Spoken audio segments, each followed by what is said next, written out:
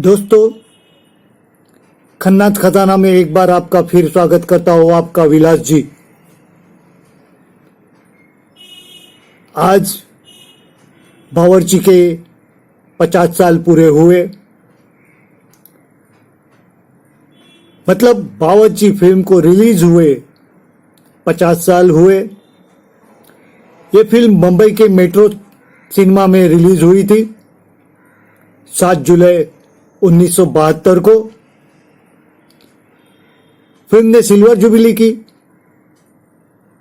तो दोस्तों, इस खूबसूरत फिल्म की बॉक्स ऑफिस रेटिंग थी 4.5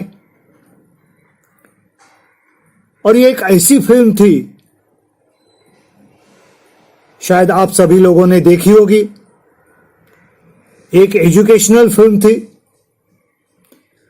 और इस फिल्म की स्टोरी रुशिदा को दासबोध करके एक ग्रंथ है, वो पढ़ने के बाद उनको महसूस हुआ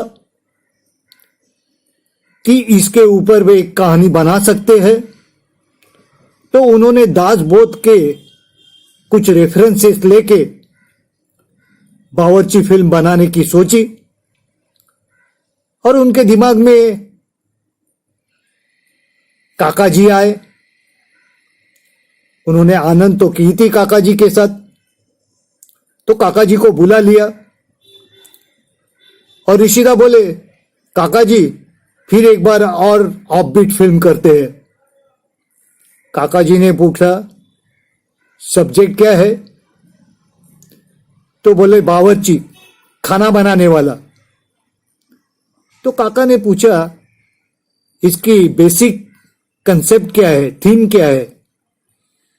तो ऋषिदा ने बताया कि एक बावर्ची एक घर में जाता है, पढ़ा लिखा आदमी बावर्ची बनकर जिस घर में अशांति है उस घर में जाता है और उनको सुधारता है। यह है इस कहानी की बेसिक कंसेप्ट। तो आनंद एक साथ करने के बाद ऋषिदा ने फिर काका जी के ऊपर कुछ शर्त रखी। काका जी को बताया, यह फिल्म भी लो बजट ही है और इस फिल्म में तुम्हारी कोई सुपरस्टार वाली हरकतें नहीं होगी। और एक बात है, इस फिल्म में तुम्हें पूरे फिल्म में वार्ड बॉय या पोस्टमैन जैसी खाकी वर्दी पहननी है और सर पे टोपी होगी सफेद। तो तुम्हारी हेयर स्टाइल वगैरह कुछ भी इस फिल्म में दिखेगी नहीं। तुम्हारा रोल पूरी तरह से अलग होगा। उसमें कहीं भी राजेश खन्ना नहीं लगेगा। एक सीधा साधा इंसान जो बावर्ची बनकर घर में आता है। और एक ऋषिदा की शर्त थी, इस फिल्म में भी तुम्हारे लिए किशोरदा नहीं गाएंगे, मन्ना डे जी गाएंगे। तो काका जी ने शर्तें मान ली। वक्त भी 4 या 5 महीने के अंदर फिल्म पूरी करनी थी। तो काका जी ने तुरंत हाँ कह दिया और फिल्म की शुरुआत हुई और इतनी बढ़िया फिल्म बनी कि आज की तारीख में भी वो फिल्म इतनी अच्छी लगती है, इतनी फ्रेश लगती है और पूरी फैमिली के साथ आप देख सकते हैं। दोस्तों, आपने तो फिल्म देखी होगी, नहीं होगी तो जरूर देखिए। और एक बात इस फिल्म की बहुत महत्वपूर्ण है इस फिल्म में काका जी को हीरोइन नहीं है। काका जी जया जी को बहन मानते हैं और असल जिंदगी में भी काका जी ने जया जी को बहन माना। बावर्ची के बाद काका जी को 3 फिल्में की ऑफर आई थी जया जी के साथ, लेकिन उन्होंने इनकार कर दिया। वो 3 फिल्में थी जवानी दीवानी, नया दिन नई रात और अनामिका, लेकिन काका जी ने इनकार कर दिया क्योंकि जया जी को उन्होंने बहन माना था और बहन के साथ वो हीरोइन का काम करना नहीं चाहते थे। तो ऐसे हमारे काका जी थे जो एक बार अगर बात दिल में बसा लेते थे तो उसे निभाते थे। कोई भी रिश्ता अगर बना लेते थे तो उसे जिंदगी भर निभाते थे। और एक बात है दोस्तों, इस फिल्म की 1972 में डायलॉग बुक भी आई थी। जैसे कि आनंद की डायलॉग बुक आई थी, उसी तरह इस फिल्म की भी डायलॉग बुक आई थी। और कुछ साल बाद गोविंदा की एक फिल्म आई थी, उसके साथ बावर्ची का कंपेयर किया जाता है, लेकिन मैं इससे सहमत नहीं हूं।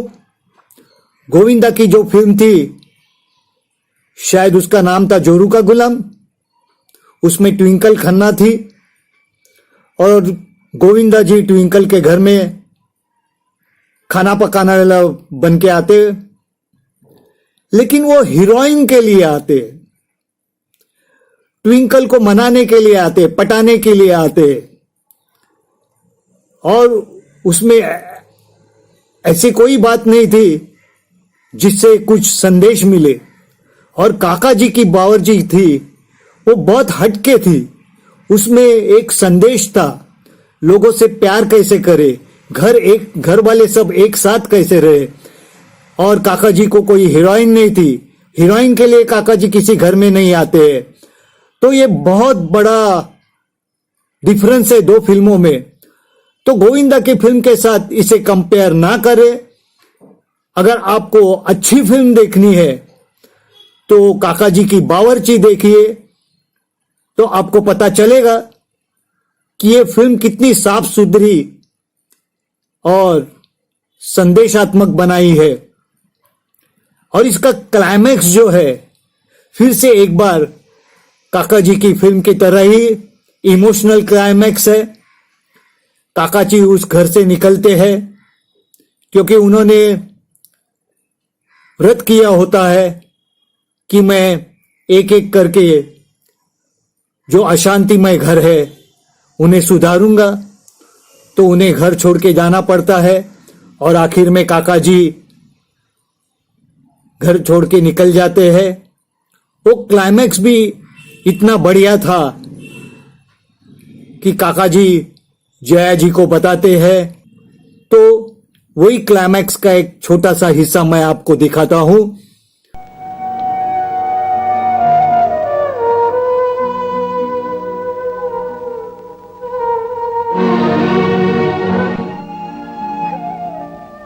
नहीं रे, इतना घुल मिल जाने के बाद जब जाना पड़ता है ना, तो दिल के टुकड़े टुकड़े हो जाते हैं। लेकिन क्या करूं बहन, जाना ही पड़ेगा। और आज इस फिल्म को 50 साल पूरे हो रहे हैं। गोल्डन जुबिली ईयर है इस फिल्म का।